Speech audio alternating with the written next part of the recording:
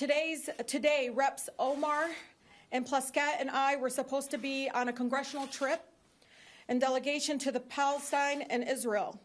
And such delegations are common occurrence for members of Congress. Earlier this month, in fact, 71 other members of Congress traveled to Israel, seemingly without incident. What is not common occurrence is members of Congress being barred from entering a country on these fact-finding missions unless they agree to strict set of rules curtailing their rights or being required to submit their itineraries for stop-by-stop pre-approval. History does have a habit of repeating itself.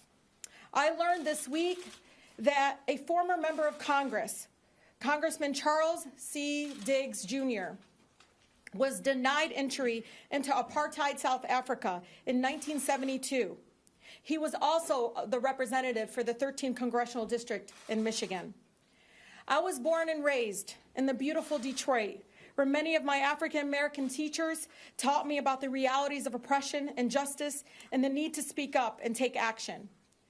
Growing up in a city that has been at the center of many social justice movements for civil rights, labor rights, and equality, and absorbing those lessons has shaped who I am today and drives me to push for peace and justice for the Palestinian and Israeli people.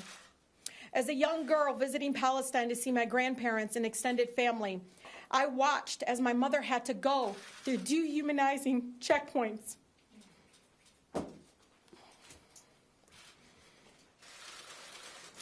Even though she was a United States citizen and proud American. I was there when my city was in a terrible car accident, and my cousins and I cried so she could have access to the best hospitals, which were in Jerusalem. I remember shaking with fear when checkpoints appeared in the small village of Bet Or el-Foka, tanks and guns everywhere. I remember visiting East Jerusalem with my then husband, and him escorted off the bus, although he was a United States citizen, just so security forces could harass him.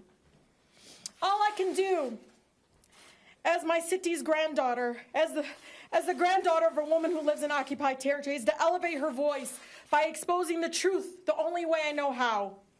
As my Detroit public schools teachers taught me, by humanizing the pain of oppression. Our delegation trip included meetings with Israeli veterans who were forced to participate in military occupation. They also desperately want peace and self-determination for their Palestinian neighbors. They could have shed light into injustices of raids, shootings, demolitions, and child detention. The delegation would have seen firsthand why walls are destructive, not productive. They could have asked the people in Bethlehem how walls cut people off away from economic opportunities, from a way to live, and do psychological damage that lasts forever.